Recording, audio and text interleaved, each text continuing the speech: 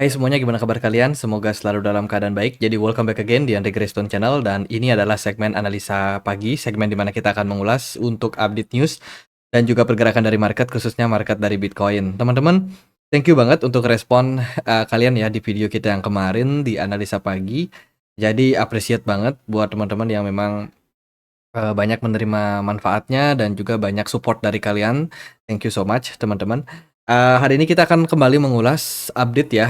Kita akan sedikit ke belakang melihat seperti apa sih sebenarnya kondisi dari market, teman-teman. Karena mungkin kalau kita melihat secara jangka pendek, kita banyak dihantui oleh narasi-narasi negatif ya, terkait dengan kemungkinan The Fed tidak pangkas suku bunga ataupun bahkan menaikkan suku bunga karena melihat rilis data dari CPI kemarin yang cenderung naik ya kan. Jadi kita akan coba untuk melihat semuanya lebih clear. Semoga sih dengan outlook kali ini kita bisa mendapatkan gambaran secara umum bagaimana kondisi dari pasar, gitu. Jadi teman-teman, hari ini kita berada di tanggal 15 Desember 2024. Happy weekend untuk kita semua ya, kita berada di hari Minggu, mungkin secara pergerakan harga, volume nggak akan terlalu besar untuk perdagangan hari ini, cuman kita perlu untuk melihat secara jangka panjang akan kemana market, oke? Pembahasan kita akan mulai dulu dari intermarket analysis. Ini adalah analisis yang saya pakai selama ini, teman-teman, di mana saya melihat bahwa semua aset kelas itu saling mempengaruhi satu sama lain. Contoh aset kelas itu seperti kripto, gold atau emas, saham, kemudian obligasi, properti, money market atau pasar uang, kemudian juga aset kelas investasi yang lain, satu sama lainnya saling terkait. Yang berarti adalah ketika ada sesuatu yang terjadi ya kan dalam kondisi geopolitik atau bahkan itu adalah makroekonomi, itu akan bisa mempengaruhi rotasi dari uang beredar masuk ke investasi yang cenderung lebih menguntungkan. Sebagai contoh, kalau misalkan di suatu tempat atau di suatu negara terjadi perang, maka yang biasanya mengalami kenaikan itu adalah harga oil, harga emas, ya, harga komoditi akan cenderung naik karena mereka banyak yang cash out. Banyak orang-orang yang akhirnya cash out dari bank ya kan, dananya dicairkan, investasinya dicairkan, dan biasanya dalam situasi genting seperti itu cenderung market saham akan turun. Ya, market deposito juga bakalan turun karena banyak orang yang cash out akhirnya dan akan pindah dana itu masuk ke aset yang lebih aman. Which is biasanya kalau ada perang, ada krisis, emas atau komoditi itu akan menjadi pilihan utama. Ya, kalau sekarang ada alternatif lain yaitu Bitcoin ataupun kripto aset kelas yang lain. Itu terjadi kalau teman-teman ingat waktu COVID ya. Masa COVID, harga emas itu sempat menyentuh 1 juta per gramnya. Ya, dan itu memang karena orang panik, teman-teman. Suku bunga diturunkan untuk memberikan stimulus, jadi orang-orang malas buat deposito, ngapain juga deposito ya kan dapat bunga 0,5% waktu itu. Jadi nggak worth it untuk mereka dan karena ada bantuan ekonomi, stimulus ekonomi, aliran dana masuk ke saham. Waktu itu banyak sekali saham yang rally karena ada sentimen tersebut. Itu jadi faktor-faktor seperti itu, faktor geopolitik, kemudian perang, makroekonomi, ada stimulus kah dari pemerintah atau suku bunga yang dinaikkan atau diturunkan oleh bank sentral, itu akan sangat-sangat mempengaruhi kondisi dari pasar. Itu.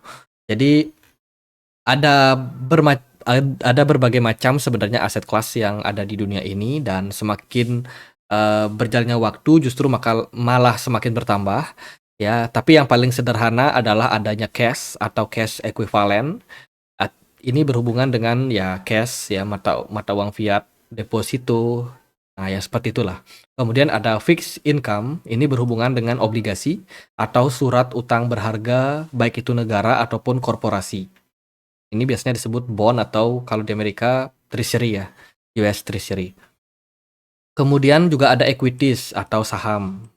Saham ini teman-teman tahu perusahaan yang menjual kepemilikannya ke pasar modal ya kan, itu saham. Kemudian juga ada komoditis yang terdiri dari berbagai macam aset kelas. Seperti metal, metal ini kayak gold, perak, palladium, ya yang seperti itu, metal-metalan atau logam ya, teman-teman. Terus juga ada energy resources, ini bisa berupa oil, gas, dan lain sebagainya, batu bara, ya itu ya. Terus juga ada agriculture, ini berhubungan dengan hasil bumi. Contohnya kelapa sawit, biji matahari, atau mungkin cengkeh, dan lain sebagainya. Itu juga termasuk commodities. Tuh, dan juga ada beberapa alternatif aset kelas lain seperti sekarang ini kayak kripto. Salah satu aset investasi juga.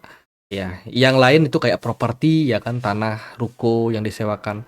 Itu juga termasuk aset kelas. Bahkan hal-hal seperti lukisan itu juga kita kita bisa kategorikan sebagai aset kelas.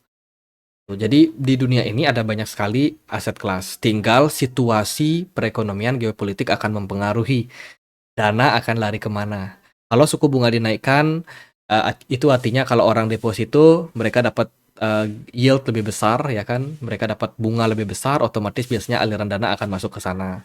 Kalau suku bunga diturunkan berarti deposito menjadi tidak terlalu menarik, orang akan mencari aset investasi yang cenderung lebih menguntungkan untuk mereka. Biasanya ketika suku bunga diturunkan, saham, komoditi ataupun juga kripto cenderung akan mengalami rally. Tuh. Itu ya gambaran umumnya. Intermarket analysis intinya adalah semua aset kelas yang ada di dunia ini itu saling mempengaruhi satu sama lain. Kalau ada aset kelas yang naik, maka akan ada aset kelas yang turun. Mereka semua nggak bisa naik berbarengan. Pasti akan ada positif dan negatif. Gitu. Jadi tergantung kemana rotasi dari market secara keseluruhan atau aliran dana secara keseluruhan akan mengarah kepada aset kelas yang cenderung menguntungkan sesuai dengan geopolitik, makroekonomi, dan lain sebagainya. That's why itu sangat-sangat penting untuk kita memahami ya at least tentang suku bunga, tentang geopolitik, kalau ada perang, ada apa, kita harus sedikit punya gambaran.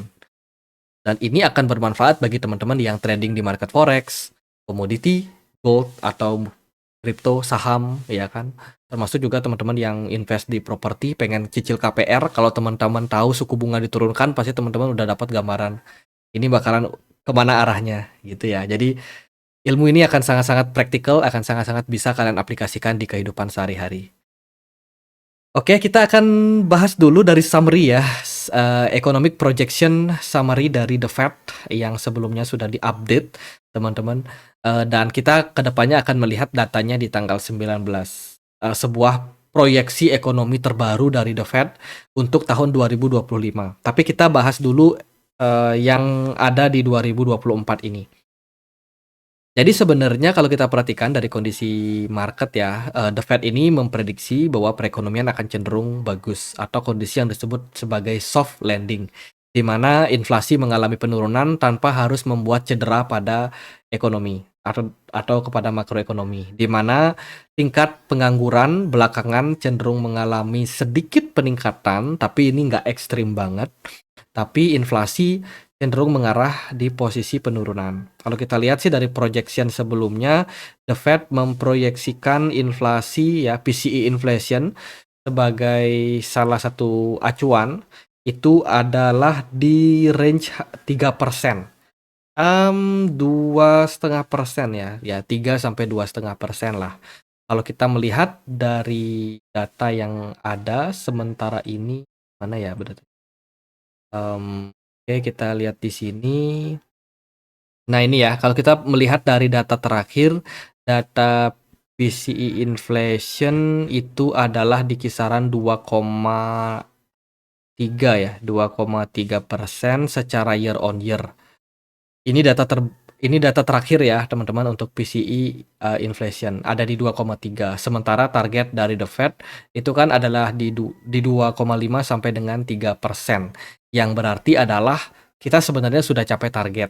The Fed sudah capai target. Dan semestinya sih di pertemuan FOMC ke depan tanggal 19 Desember ini harusnya The Fed akan memangkas suku bunga. Gitu. Jadi kalau kita melihat dari summary yang memang sudah diterbitkan sebelumnya, ini sudah mencapai ya, ini sudah tercapai target inflasi dari The Fed. Itu bahkan cenderung lebih baik. Nah, secara core PCE inflation artinya data yang tidak turut serta menghitung makanan dan juga energi itu adalah di kisaran 3%. Kalau kita melihat dari data PCE core PCE inflation ya, mana dia? Ini yang di atas, ini ya core PCE price index. secara year on year itu ada di 2,8. Target mereka cuma 3% loh. Berarti kita sudah achieve. Tinggal nunggu data terbarunya nanti tanggal 20 Desember seperti apa gitu. Tapi kalau kita lihat dari outlook sementara ini menurut saya The Fed sudah seharusnya menurunkan suku bunga ya, dan tidak semestinya menahan suku bunga lagi seperti apa yang disampaikan pada pidato The Fed di pertemuan dengan New York Times kemarin ya. Tuh. Jadi pada intinya adalah inflasi sudah capai target menurut summary economic projection. Kemudian dilihat dari unemployment rate overall good ya, meskipun ada tingkat pengangguran yang naik tapi ini nggak terlalu signifikan. GDP dari Amerika Serikat juga masih tetap strong di tahun 2024 ini, dan kedepannya ya kita bisa melihat proyeksi selanjutnya seperti apa dari anggota FOMC melihat ya perekonomian akan kemana. Kalau kita lihat sih dari apa namanya midpoint target range untuk federal fund rate ya atau suku bunga dari The Fed itu diprediksi bakalan berada di kisaran 3,5, 3,25 sampai 3%. Jadi antara 3,5% sampai dengan 3% untuk tahun 2025. Kalau kita melihat dari korelasi data yang ada saat ini, Fed rate ya itu ada di kisaran 4,75. 4,75 dan diprediksi akan turun ke 4,5. Itu berarti di tahun 2025 kemungkinan akan ada pemangkasan suku bunga sampai 1% ya, mungkin bisa 4 kali lah, 4 mungkin lebih ya, 4 sampai 6 kali kalau setiap pemangkasan suku bunga adalah 25 basis point gitu.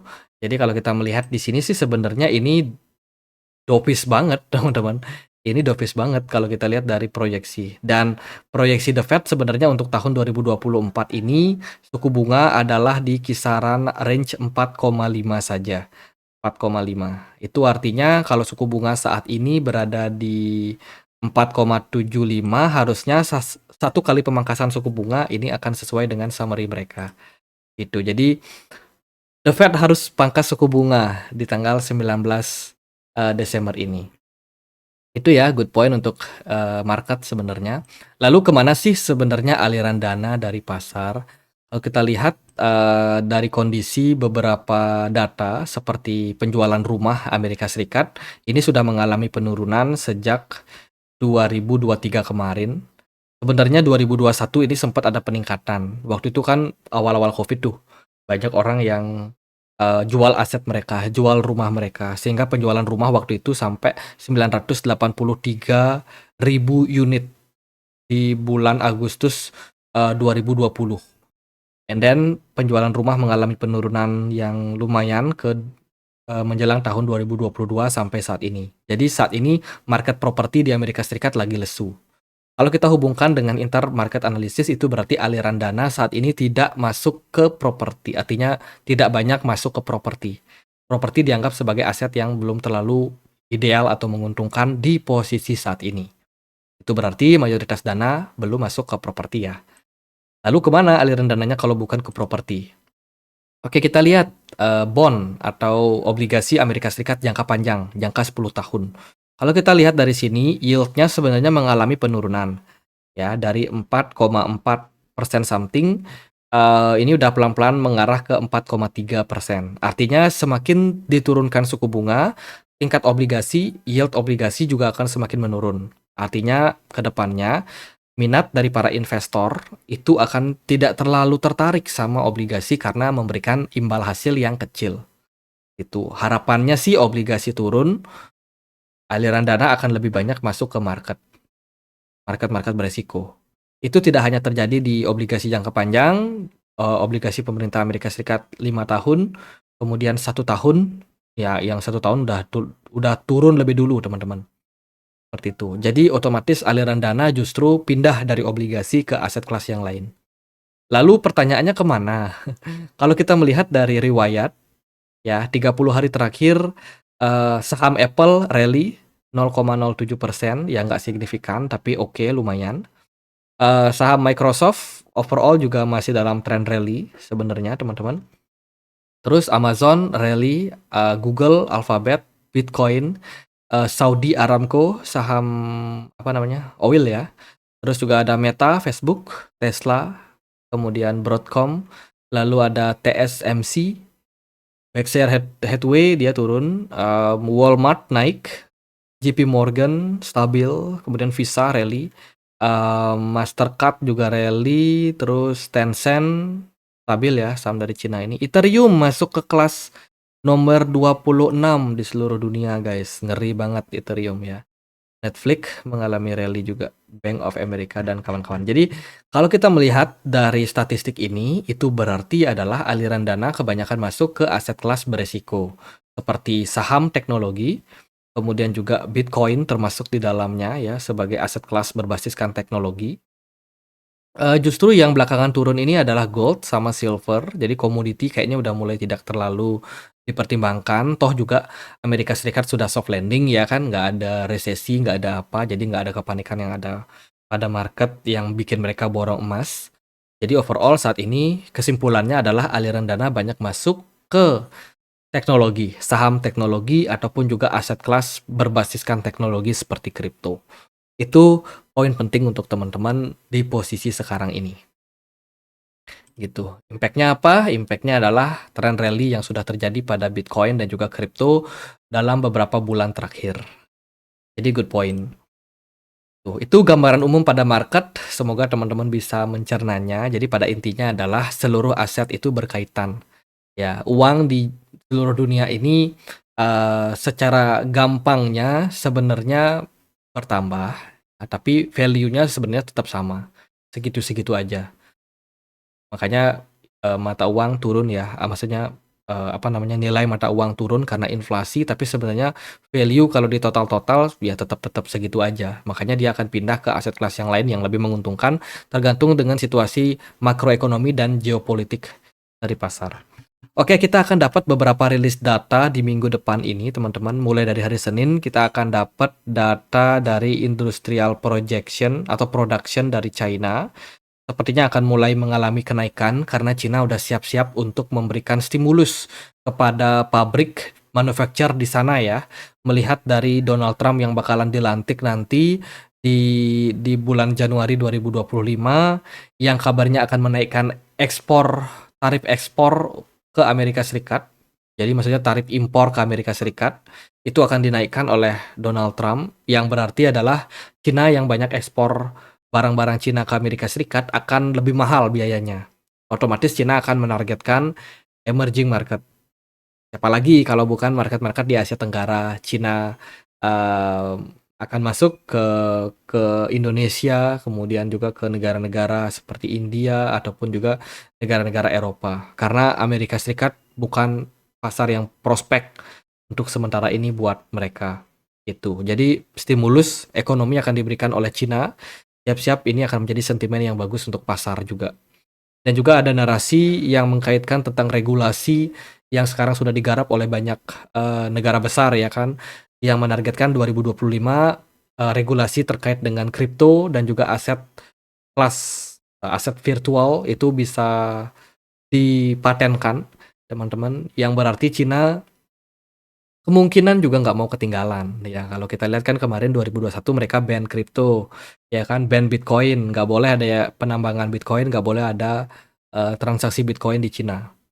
Tapi apa yang terjadi sekarang, mereka pelan-pelan akan flip ya, akan mulai melegalkan kripto. Itu bisa menjadi salah satu sentimen bagus di 2025. Kemudian di hari Selasanya kita akan dapat data retail sales dari Amerika Serikat, lalu akan ada industrial production dari Amerika Serikat juga. Ini siap-siap, penting banget. Data yang lebih penting itu akan ada di hari Rabu sampai hari Jumat ya. Hari Rabunya kita akan dapat data CPI and PPI dari Inggris, data inflasi. Kemudian dilanjutkan dengan data inflasi dari Uni Eropa juga, CPI. Kemudian dari Amerika Serikat ada data housing atau data perumahan. Kalau kita lihat dari hari Kamis, ini baru penting banget, dini hari akan ada decision rate ya, keputusan suku bunga dari The Fed, dilanjutkan dengan economy projection ke depannya seperti apa oleh anggota FOMC. Nah, ini yang kita lihat tadi summary-nya. Sorry, yang ini. Mana sih summary-nya? Yang ini ya, teman-teman. Kita akan dapat data summary yang baru untuk update terbaru kebijakan The Fed di tahun 2025 nanti. Kita perlu tahu nih, kita sekarang nggak bisa menerka-nerka ya, karena The Fed yang bikin, dan datanya juga belum bocor sampai nanti pengumuman keputusan suku bunga. Gitu. Kemudian dilanjutkan dengan data GDP dari Amerika Serikat di hari Kamisnya. Kemudian di hari Jumat kita akan dapat data dari PCE inflation dari Amerika Serikat. Setelah keputusan suku bunga baru keluar data PCE inflation. Itu bakalan sangat-sangat menarik untuk kita perhatikan. Jadi minggu depan ya, mulai dari hari Senin besok itu akan mulai padat sama berita penting. That's why kalau kalian perhatikan market cenderung lesu ya, market wait and see, karena data yang akan disajikan The Fed itu akan menjadi motor penggerak dari pasar kemana. Apakah bakalan lanjut rally atau justru malah harus koreksi terlebih dahulu. Tergantung dari projection ekonomi dari The Fed. Oke, sementara dari forecast, kalau kita perhatikan Fed Rate Monitor Tools menunjukkan bahwa The Fed hampir pasti akan memangkas suku bunga 25 basis poin menjadikannya 4,5 sesuai dengan ekonomi projection untuk tahun 2024 ada di poin 4,5%. Oke, kita lihat dari berita yang ada pada market. Kemarin katanya Presiden Korea Selatan dimakzulkan ya, tidak akan menyerah untuk pemungutan suara pemakzulan. Presiden Korea Selatan berjanji tidak akan menyerah setelah pemungutan suara pemakzulan. Ini terkait dengan di mana status darurat itu sempat diaktifkan teman-teman di Korea Selatan, sehingga itu ada menyebabkan ya gangguan ya pada pasar. Itu sementara aku belum bisa lihat beritanya karena ini akses berbayar. Tapi ada kasus lah dari pemerintah di Korea ya. Kemudian dilihat dari data ETF, overall masih bagus ya. ETF spot Ethereum dan juga Bitcoin kondisinya masih surplus sementara ini. Jadi inflow masih tetap berlangsung, masih tetap berlanjut, bisa menjadi sebuah good point. Selain itu ada MicroStrategy, diam-diam sudah mengakuisisi 2% dari total Bitcoin beredar saat ini. Teman-teman, Bitcoin kan beredarnya sekitar 21 juta ya, keping Bitcoin, dan MicroStrategy sudah punya 423.000 Bitcoin. Dan ini berarti dia sudah menguasai 2% dari total Bitcoin yang beredar. Kita bisa sebut MicroStrategy sebagai whales di market crypto. Kemudian juga ada berita terkait dengan Fidelity yang membeli aset Ethereum ya. Ethereum terus diborong oleh Fidelity, aset kelas nomor 2 terbesar di dunia setelah BlackRock ya. Bukan aset kelas, aset manajemen teman-teman. Kemudian BlackRock juga nggak mau ketinggalan, dia sudah borong 500 juta US dollar ya, Ethereum minggu ini melalui Ethereum Spot. Tuh, siap-siap, kita akan dapatkan pergerakan yang impulsif pada Ethereum. Saya yakin itu, dan kita tunggu aja. Old season belum berakhir teman-teman. Semoga 2025 cerah lah untuk kripto. Kemudian ada data dari World Liberty, ya ini proyeknya si Donald Trump keluarga ya. Dia udah punya Ethereum sangat banyak. Kalau di total dari portfolionya ada di 56 juta US dollar. Sudah dimiliki oleh World Liberty. Sisanya itu ada stablecoin, ada Chainlink, AAV, Ethena, Grok, kemudian ya yang lain yang kecil-kecil. Itu, tapi mayoritas ini akumulasi terus terjadi pada Ethereum. Dilihat dari transaksi di bawah, mereka juga cukup aktif pindah-pindahin aset mereka ya di beberapa wallet, teman-teman. Jadi proporsi paling banyak ada di Ethereum untuk Donald Trump ya, atau World Liberty. Oke, itu dari kondisi dari pasar. Jadi gimana kondisi dari market crypto? Kita lihat dulu weekly time frame sebab besok kita akan dapat closing weekly ya. Overall sih weekly time frame menurut saya sangat positif, bagus. RSI udah berada dalam level jenuh beli ya, dan kalau kita lihat dari BTC Dominance cenderung mengalami kenaikan teman-teman di weekly time frame dan juga daily time frame, yang berarti ini tekanan jual untuk altcoin.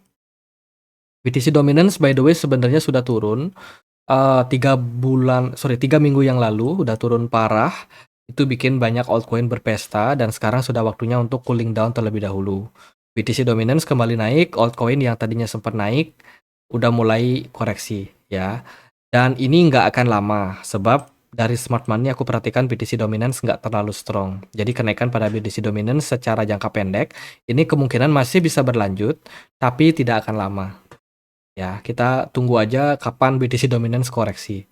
Buat teman-teman yang masih mempermasalahkan tentang, masa iya BTC Dominance harganya di 2.900. Aku pakai data BTC Dominance, Tether US ya, perpetual kontrak di Binance. Teman-teman boleh pakai apa aja kok BTC DOMS di sini ya. BTC DOMS itu ada banyak pilihan, ada Bitfinex, ada pakai Bybit. Ya terserah teman-teman, nggak ada masalah. Dan teman-teman jangan berfokus pada angkanya, tapi lihat pada chartnya. Karena Bitcoin dominance ini kan mengukur tentang dominasi Bitcoin terhadap altcoin, bukan aset kelas yang punya harga. Jadi harga ini jangan dijadikan acuan. Tapi chartnya pasti sama kok. Gitu.